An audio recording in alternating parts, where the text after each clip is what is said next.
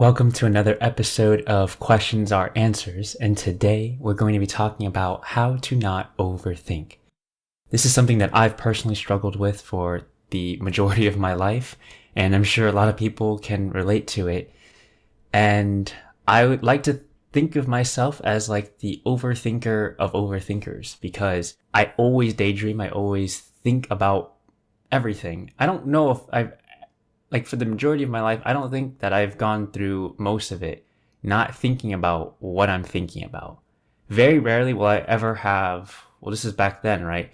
Very rarely will I ever just have thoughts that come in and then just not think about them. I never saw that as a problem until I saw what overthinking started to produce within my body. And once I noticed how I felt every time I started to overthink, that's when I saw it as something that I really didn't want to do anymore because of how bad I felt inside. I was living with just chronic anxiety. Every single waking moment would just be filled with anxiety, fear of not knowing what's going to happen, and just being extremely stressed that it put so much pain and stress on the body that it manifested into different illnesses like leaky gut, IBS, all these sorts of things. And I noticed that it got worse the more that I thought about things.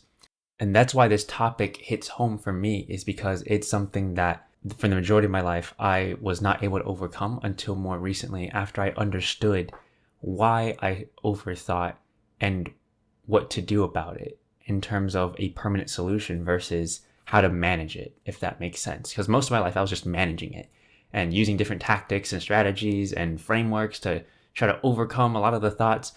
But I found that to be very, very tiring, and trying to do a lot of positive thinking and replacing those thoughts. And it just took so much willpower, so much strength, so much energy to try to combat a lot of the thinking that I had going on. And I wanted a way out. I just didn't want to keep having that internal civil war within myself. And I finally found something that worked after I understood what it meant. And I'd love to share that with you today. So, how can we stop overthinking? The nature of overthinking is that I found for myself that I believed that overthinking actually helped me. And that was the root reason why I kept doing it in the first place. I thought that if I didn't stress about things, if I didn't have anxiety about certain things, if I didn't worry about certain things within my business or my life, that things wouldn't get done, that I wouldn't move in the direction that I needed to, if I didn't have a fire under my butt, I wouldn't move, right? And I just came to see that when I began to question it and ask myself, is that actually true? That if I don't have stress in my life, if I don't have anxiety or worry about certain things, would they not get done? And I saw that, oh my God, like there are things in my life that I don't worry about, that I don't stress about, and I don't have anxiety about, and they still get done. And I was just perplexed.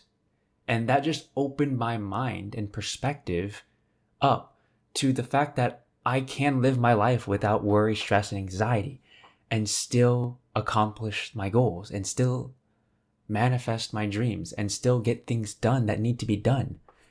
And I was just so mind blown at that, because no one told me about that. Everyone always told me I have to worry about, in school, getting good grades. I have to worry about the test. I have to stress about getting things done. I had to worry about my finances, my money, and all of that. Otherwise, they just wouldn't grow. But that's just not true. Once I saw that for what it was, it began to dissipate. The illusion began to dissolve before my very eyes. And I allowed space to occupy my mind versus thinking about my thoughts. And once I saw that, I began writing out my to-do list. I began to just check them off and do the things on that to-do list without having to manually think about what I needed to do. I just started going through the to-do list, executed each one by one. And obviously there'd still be thinking about those thoughts, but I would see it and know that, oh, this isn't necessary. The worry isn't necessary. The anxiety isn't necessary. The stress isn't necessary for me to get these things done. And it doesn't help me to get it done if I'm more stressed. I actually do worse work when I am more stressed And I found out that I'm not really as engaged with what I'm doing if I am stressed. And thus the quality deteriorates. I don't have as much fun. I don't want to do it. And it makes everything worse because when I'm stressed about it, I don't want to do it. I fear it. And so I don't want to go anywhere near it. And once I began to create space in my mind and to slow things down and to question my own thoughts and my own thinking, and that's what truly changed my life. And that's why I love this podcast name, is because when I started to question my very own thinking and not believing everything that I thought, that is when my biggest breakthrough started to occur. That's when I realized that I didn't have to overthink. I didn't have to stress. I didn't have to worry about what I'm doing, and that they still get done. And that it's not going to be the end of the world if I don't stress or worry about it. Most of the things I worried about weren't really life and death. It was really about me worrying about what I would look like to other people. Like that's what it was at the end of the day. Like what would my parents think about this? What would my friends think about this? What would my colleagues think about this? How would I be perceived by other people? And that caused so much stress and overwhelm. And when I started to let that fall away, so what if they thought about me in a certain way? I just wanted to really enjoy what I'm doing in the present moment. And I didn't want anything else to take me away from that. And I saw overthinking as a way that took me away from what I'm doing right now. It took the joy out of things. Overthinking really is the thief of happiness, the thief of the present moment. So when I saw that, I really began to naturally change what I've been doing. Stop thinking about what I'm thinking about.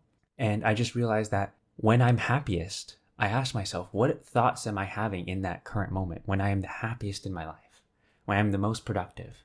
And I realized that I'm having no thoughts. Like when I'm having an absolute blast with my girlfriend and we're going out or doing something with each other or just out in nature on a walk, I'm at my happiest. When I am at my happiest, I'm having no thoughts or no thinking about my thoughts in that very moment. And when I start thinking about my thoughts, that's when mayhem happened. That's when all hell broke loose. It's so crazy because the very fact of thinking is what took me away and what caused all the stress. It didn't even matter what I was thinking about. All that mattered was that if I was thinking about my thoughts, that caused me stress. That caused me anxiety. That caused fear. My thoughts weren't necessarily bad. So there's a big distinction here, right? Thoughts aren't bad. Thoughts come and go. We can't really control what thoughts pop into our mind. But thoughts are the very raw material that we can use to create whatever we want in life. So thoughts are not bad. Just don't get me wrong there. But thinking about my thoughts is what caused all of my anxiety, stress, and overwhelm. And that's overthinking. So when I saw that it didn't matter about the contents of my thinking. The very fact that I was thinking was causing all of this. So if I worry about what I was thinking about, I would try to change my thinking, and it made it worse because I would constantly flip back and forth between positive thoughts, negative thoughts, happy thoughts, and then stressful thoughts, and then joyful thoughts, and then try to manipulate my thinking into other things. And that was so tiring. And it wasn't until that I saw that when I started thinking about my thoughts, that was the root cause of all of my suffering. And once I stopped thinking about my thoughts and just allowing it to be and for my thoughts to just come and pass, that is when I was liberated. That is when I started to enjoy what I did more. That is when I stopped overthinking because I saw that it wasn't helpful, because I saw that I would be okay if I didn't worry, stress, or had anxiety about certain things. Once I saw that it didn't help, it just naturally began to fall away, and I fell into the present moment and into flow and into joy, because that's how we naturally are. Without these thoughts or without these manual thinking about our thoughts, I found that I was naturally happy. I found that I was innately joyful. I found that our natural state was peace and fulfillment and love. And that is such a beautiful thing because now I know that I don't have to try to be happy. I don't have to try to love. I don't have to try to love what I do and be joyful. I just knew that that's how I naturally am if I'm not thinking about my thoughts. And that's all I have for you today. Hopefully something struck you. Hopefully something hit you in the moment and that you had an insight or an opening of how you normally think about things. And so this isn't really a tactic for you to do, but just for you to open up your awareness, open up your consciousness, open up the possibilities that you could have, and open up a new way of thinking about overthinking. And once you see that, it might not be in the present moment, it might not be right now.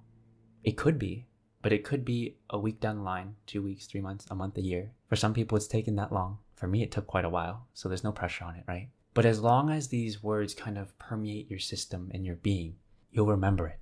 As long as you remain open, you'll have an insight. In that moment when you have the insight, your life will change forever. And the actions afterwards will become obvious and effortless on what you need to do.